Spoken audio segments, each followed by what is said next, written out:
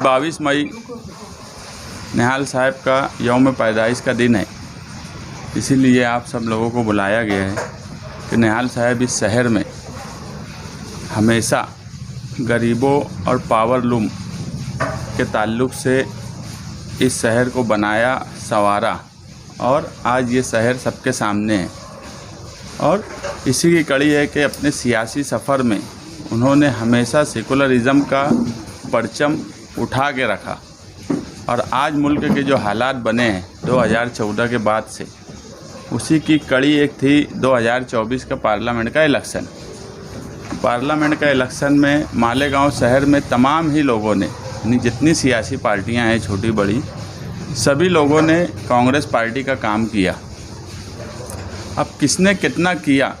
ये फील्ड पे सबको दिखा है, पूरे शहर को दिखा है कि किसने क्या काम किया है और उसका नतीजा वोटिंग परसेंटेज का जो रहा वो भी सबके सामने है। मुझे नहीं लगता कि मुझे किसी लीडर के बारे में बताने की कोई ज़रूरत है या किसी पार्टी के बारे में बताने की ज़रूरत है कि हमने क्या किया, राष्ट्रवादी वालों ने क्या किया, एमएलए ने क्या किया या दूसरी पार्टी वालों ने क्या किया। ये सब मरहला जो था वोटिंग के दिन, हम जब बूथ पर जा रहे थे, शान हिंद, मैं और हमारे साथ पार्टी के कुछ लोग थे, हम लगभग 80% बूथ पर विज़िट किए। लोगों की सबसे ज़्यादा परेशानी जो वहाँ देखी गई कि बहुत से लोग आए 2019 असेंबली की जो स्लिप थी वो लेकर अपनी ओर ढूंढते हुए हर बूथ पर हमको नज़र आए। हमारी खुद की समझ है कि अगर वोट कटी नहीं होती और ये परेशानी लोगों की नहीं होती तो परसेंटेज और बढ़ा होता, क्योंकि जब ऑफिशियल वोटिंग वाले दिन 63% आया तो हमने जो 17 सी फॉर्म पोलिंग एजेंट का जब हमने जमा किया, जो हम जितने पर हमने बैठाया था, तो उससे एक बात उसी वक्त वाज़ह हो गई थी कि परसेंटेज 63 नहीं है, उससे ज़्यादा है।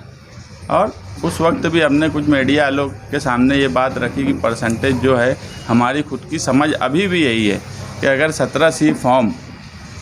टोटल पार्टियों का ले लिया जाए जिन्होंने मालेगांव में काम किए थे, अब हर मालेगांव में बूथ वाइज काम अलग अलग यादी के हिसाब से दिया गया। बहुत ज़्यादा बूथ भी कुछ लोगों को दिए गए,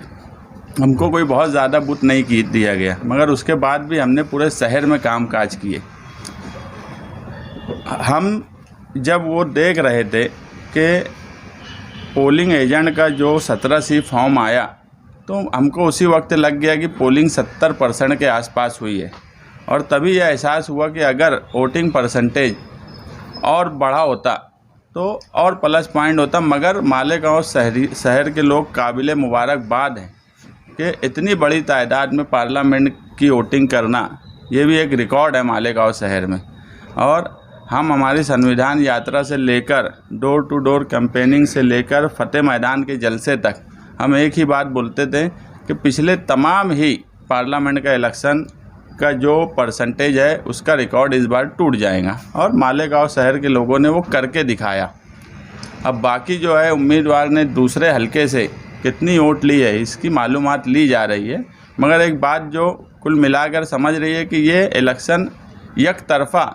इलेक्शन शुरू होने से पहले जो लग रहा था कि धुलिया मालेगांव पार्लियामेंट एक तरफ़ा बीजेपी का है, वैसे हालात बहरहाल नहीं बने। मुकाबला हुआ और कहीं ना कहीं ये बात आ रही है कि ये जीतेगा कि वो जीतेगा। 2019 में ऐसे हालात हमको उस वक्त नहीं दिखे थे। हमारा आज बुलाने का मेन मकसद था साहब की यौम पैदाइश के वक्त जो वोटर, क्योंकि अगर कोई भी इस शहर में किसी भी मामले में परेशान होता है तो सबसे पहले हमारी पार्टी वो मसला हल करने की तरफ जाती है। 2019 असेंबली का इलेक्शन हुआ, मुफ्ती इस्माइल साहब चुनकर आए, आसिफ शेख साहब हारे। उसके बाद उन्होंने डबल वोट कट करने के ताल्लुक से जो भी कार्रवाई की, उनकी ज़बानी थी प्रांत ऑफिस के बाहर के लगभग 35,000 वोट काटी गई।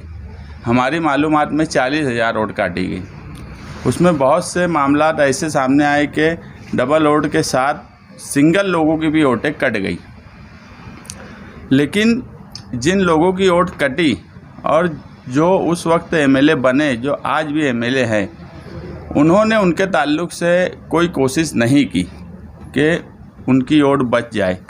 अगर कोई सियासी दुश्मनी में कर रहा है और तुम आज पावर में हो तो उसको कहीं ना कहीं तुम्हारा काम है कि अपने लोगों को संभालना। मगर हम मुसलसल देख रहे हैं 5 साल से जो लोग भी मुफ्ती साहब के साथ में रहे, उनकी लिए पूरी दिल और जान से काम किया, वो सियासी पार्टी के वर्कर हों, वोटर हों या गली मोहल्ले के सोशल वर्कर हों, सभी लोगों को छोड़ दिया गया।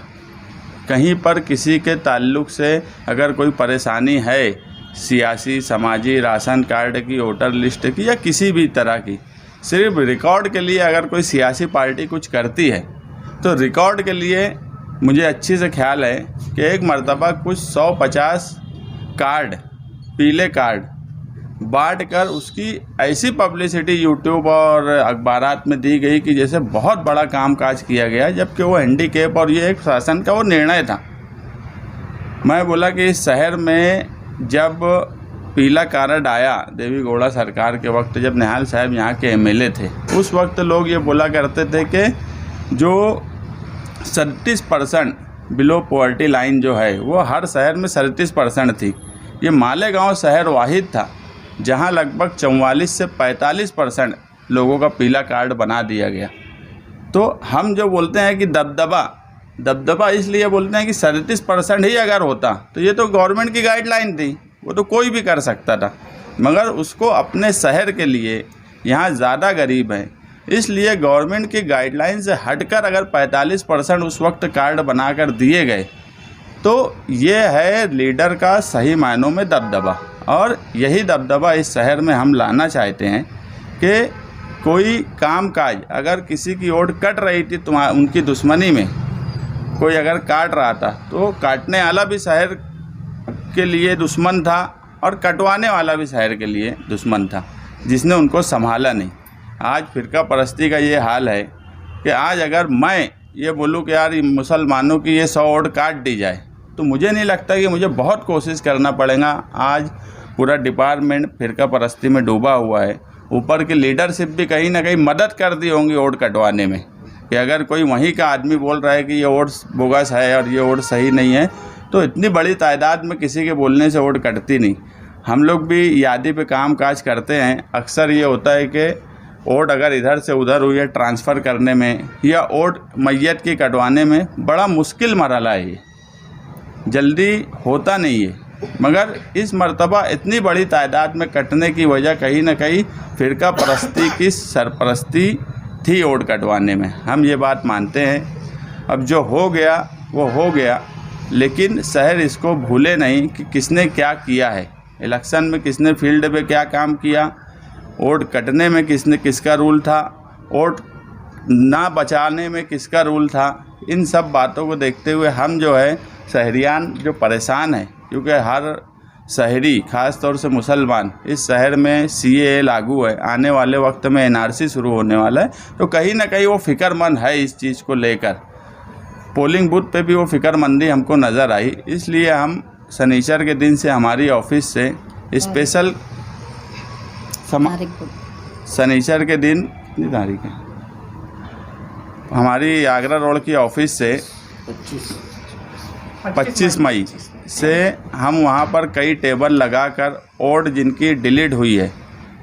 वो ओरिजिनल वोट है, तो उसको बढ़ाने का काम करेंगे। इसलिए शहरियान से गुजारिश है कि शनिचर के दिन से आगरा रोड की समाजवादी ऑफिस पर जिन लोगों के पास भी 2019 की स्लिप है वो स्लिप के साथ आएँ। अगर स्लिप नहीं भी है और उनको ये बात का इल्म हो गया है कि उनकी वोट डिलीट हुई है, वो भी आएँ। हम पूरी कोशिश करेंगे कि आने वाले असेंबली इलेक्शन में जो भी इलेक्शन इसके बाद पहला है उन सब की वोट वापस उसमें ऐड हो जाए यादी में, ताकि आने वाले वक्त में NRC और CAA के सवाल पे या किसी भी और इशू पर किसी को कोई परेशानी ना हो।